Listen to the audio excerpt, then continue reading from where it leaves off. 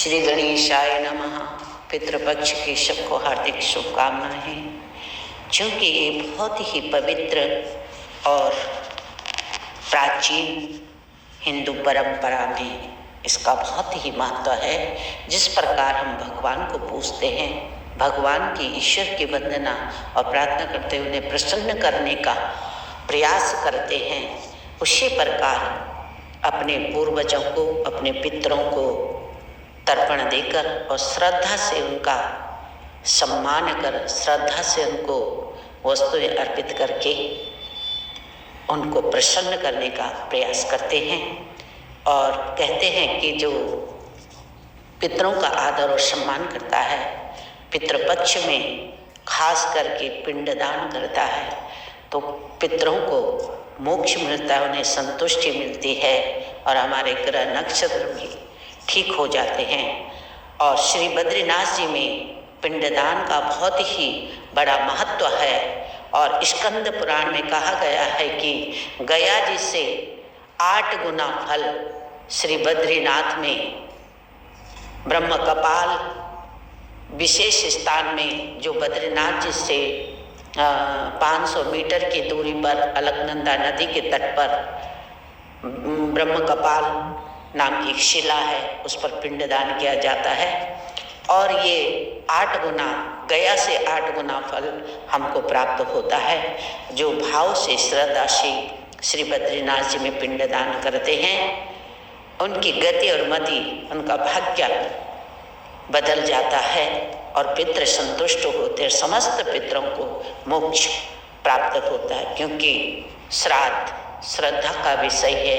नाम से ही इसकी विशिष्टता जानी जा सकती है कि श्राद्ध ही श्रद्धा ही श्राद्ध है। यदि हमने अपने पितरों का स्मरण किया, जिनके पीछे हमारा जीवन है, हमारी संतति है, हमारा वंश है, और कहते हैं कि जिनके पितृ प्रसन्न रहते हैं, इस जगत का ऐश्वर्य तो प्राप्त होता है, धन संपदा तो प्राप्त होती है, लेकिन वंश की वृद्धि भी पितरों के आशीर्वाद से सदा बनी रहती है, निरंतर बनी रहती है। और ब्रह्म कपाल जो है, जो शिला है, क्योंकि गया जी में एक असुर हुआ, जब ब्रह्मा जी सृष्टि की रचना कर रहे थे, तो वह असुर ऐसे ही पैदा हो गया।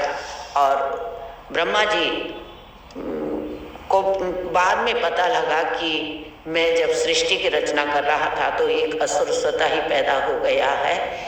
तो उन्होंने भगवान विष्णु से प्रार्थना की कि हे देव, यहाँ पर जो असुर स्वतः ही यहाँ पर पैदा हो गया है, क्या करें। पर वो असुरों से पैदा नहीं हुआ, इसलिए उसकी थोड़ा गति और मति अलग थी। वो भगवान का, विष्णु का अनन्य भक्त हुआ और उसने भगवान की बहुत प्रार्थना वंदना की। और भगवान विष्णु जब प्रकट हुए तो उन्होंने उसको वरदान मांगने के लिए कहा। तो गया नाम का जो असुर था, उसने भगवान विष्णु से वरदान मांगा कि आप मुझ में ही समाहित हो जाइए, और जो लोग मेरे दर्शन करेंगे उनके पितृ तर जाएंगे, उनकी कुल वृद्धि होगी। इस प्रकार से जब उस असुर ने वरदान मांगा तो भगवान विष्णु ने तथास्तु कहकर अंतर्ध्यान हो गए। बाद में जब समस्त देवताओं को पता लगा कि इस प्रकार की घटना एक गया नामक जो राक्षस है उसके यहाँ घटित हुई है, बिहार का एक जो गया स्थल है, उसी जो एक धाम है गया धाम, उस राक्षस के नाम से है। तो देवता चिंतित हो गए। तो भगवान विष्णु ने कहा कि आप चिंता ना करो, उसका उद्धार भी होगा।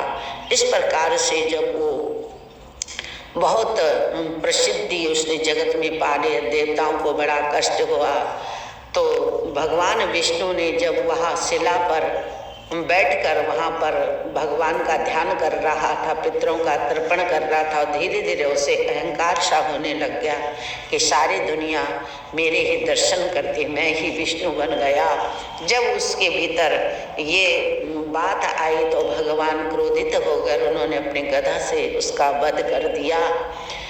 पर वध होने से पहले जब उसको पता लगा कि भगवान मेरा वध करने वाले हैं विष्णु, तो उसने विष्णु भगवान से प्रार्थना की कि हे प्रभु, मैंने जो कुछ भी किया जनहित में किया और ये जगत के स्वभाव के कारण मुझे अहंकार हुआ। मेरी आपसे प्रार्थना है, निवेदन है कि आप समस्त देवताओं सहित इस शिला पर वास करना, जिससे जगत का कल्याण हो। भगवान विष्णु बड़े दयालु हैं, नारायण बहुत दयालु हैं, और उन्होंने तथास्तु कहा। इस प्रकार से उस शिला पर समस्त देवी देवता वास करने लग गए और इस प्रकार से गया नाम से वह तीर्थ गया धाम का सुप्रसिद्ध हो गया, जो बिहार में वर्तमान समय में है। और गया जी में भी जो पिंडदान करते हैं उनका जीवन भी आनंदमय और परमानंदमय होता है और समस्त पितरों को पिंडदान से मुक्ति मिलती है। ज्ञात अज्ञात पितरों का यदि किसी ने बद्रीनाथ जी में या गया जी में पिंडदान कर दिया पितृपक्ष में, क्योंकि विशेष समय होता है पितरों का, इन्हीं भावों के साथ गुरुमानंद ने पितरों को कोटि कोटि नमन और प्रणाम करती है। वे सदा प्रसन्न रहें और भगवान विष्णु शंख चक्र गदाधर उनको मोक्ष प्रदान करें, अपने वैकुंठ धाम में उनको स्थान दे। जय पितृदेवाय, जय पितृगणाय नमः।